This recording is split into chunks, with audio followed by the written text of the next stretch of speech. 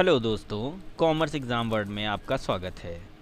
तो आज मैं आपको बेहतरीन 10 क्वेश्चंस प्रैक्टिस के लिए लेकर आया हूं, जो आपके कॉमर्स के टीजीटी, पीजीटी, जीआईसी और बीएड एंट्रेंस एग्ज़ाम में काम आने वाले हैं। आप लोगों के लिए पहले 10 क्वेश्चन मैं लेकर आया हूं। तो देखिए, बिना समय गंवाए पहला क्वेश्चन आपका क्या है।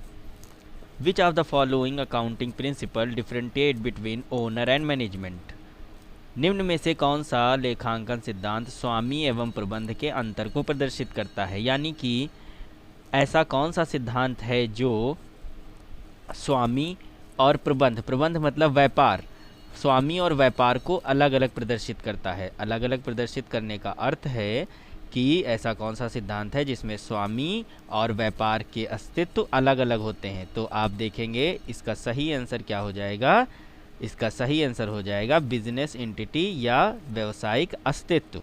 बिजनेस एंटिटी या व्यवसायिक अस्तित्व। चालू व्यवसाय की अवधारणा में या चालू व्यवसाय कॉन्सेप्ट में क्या होता है, उसमें व्यापार को लगातार निरंतर चालू रखने की जो धारणा बनाई जाती है वो होता है दोहरा लेखा प्रणाली, यानी ड्यूल एसेट, मतलब दोनों पक्षों का लेखा किया जाता है। ठीक है, पहला हो गया। चलिए अगले क्वेश्चन की ओर हम लोग बढ़ते हैं। तो अगला क्वेश्चन अब क्या दिया है इन्होंने कि accounting standard in India are issued by, Bharat में लेखांकन मानक जारी करते हैं। ये बहुत इंपॉर्टेंट क्वेश्चन है। भारत में लेखांकन मानक जारी किए जाते हैं। तो भारत में लेखांकन मानक किसके द्वारा जारी किए जाते हैं, तो देखेंगे केंद्र सरकार, जी नहीं, लेखांकन केंद्र सरकार द्वारा जारी नहीं किए जाते हैं। राज्य सरकार, ये भी आपका गलत जवाब है।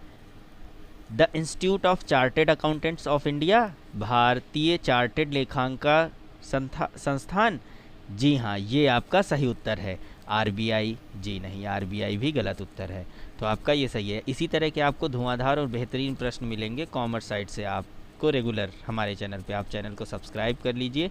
यदि आप किसी भी कंपटीशन की तैयारी कर रहे हैं जिसमें कॉमर्स ऐसा सब्जेक्ट है तो उसकी आपकी तैयारी होगी, रोज़ के रोज़ आपको वीडियो मिलेगा। ठीक है, चलिए अगला क्वेश्चन क्या है। अगला क्वेश्चन आपका पूछ रहा है अकाउंटिंग स्टैंडर्ड 19 यानी AS 19 किससे रिलेट करता है। लेखांकन प्रमाप 19। कोई भी प्रतियोगिता परीक्षा हो, कोई भी प्रतियोगी परीक्षा हो, आपके एग्ज़ाम में अकाउंटिंग स्टैंडर्ड पूछे ही जाते हैं। तो मैं आप सबसे निवेदन करूंगा कि एक बार अकाउंटिंग स्टैंडर्ड का रिवीजन आप ज़रूर कर लें। ठीक है, तो अकाउंटिंग स्टैंडर्ड 19 जो है वो लीज अकाउंट यानी पट्टे खाते से संबंधित है। चलिए अगला क्वेश्चन आपका चौथा नंबर क्वेश्चन। इसमें क्या बता रहे हैं कि असेसमेंट ईयर स्टार्ट यानी कर निर्धारण वर्ष कब से शुरू होता है। थोड़ा सा आसान प्रश्न है, पर परीक्षा में आसान प्रश्न भी कठिन लगते हैं, इसलिए इसकी प्रैक्टिस भी बहुत ज़रूरी है। ये आपका 1 अप्रैल हो जाएगा। जैसे कि फाइनेंशियल ईयर स्टार्ट होता है उसी तरह कर निर्धारण वर्ष भी 1 अप्रैल से शुरू होता है। चलिए अब अगले क्वेश्चन पे हम आते हैं। तो अगला क्वेश्चन इन्होंने क्या दिया है कि भारतीय लेखांकन मानक परिषद की स्थापना किस वर्ष हुई थी। Accounting standard board of India established in, तो अकाउंटिंग स्टैंडर्ड बोर्ड की स्थापना आपकी 1977 में हुई थी। कमेंट करके आप लोग बताते रहिएगा किसी भी क्वेश्चन में कोई डाउट हो तो। ठीक है, उसके बाद आपका अगला क्वेश्चन है कि पुस्तपालन व्यापारिक तथा अन्य व्यवहारों का मौद्रिक रूप से लेखा करने की कला है। यह परिभाषा दी गई है। Book keeping is the art of accounting is monetary terms business and other transaction, this definition is given. ये डिफिनेशन किसके द्वारा दी गई है।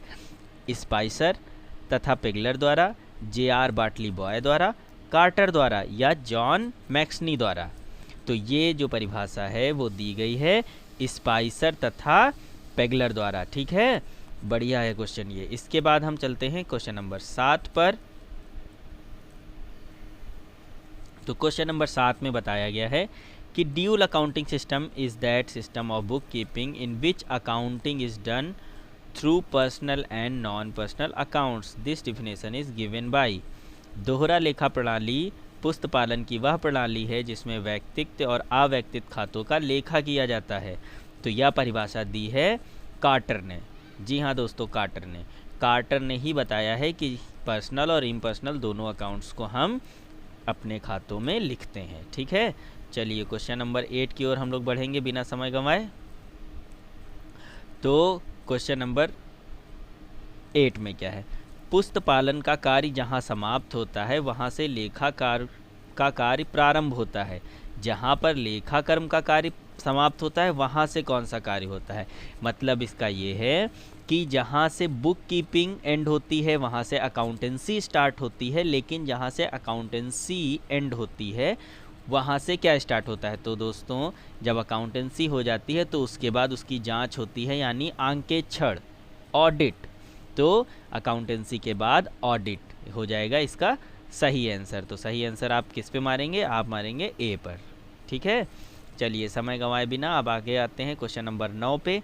तो क्या होता है, चार्टेड अकाउंटेंट कौन होते हैं, यानी जो हमारे सीए होते हैं, चार्टेड अकाउंटेंट्स होते हैं, वो कौन होते हैं।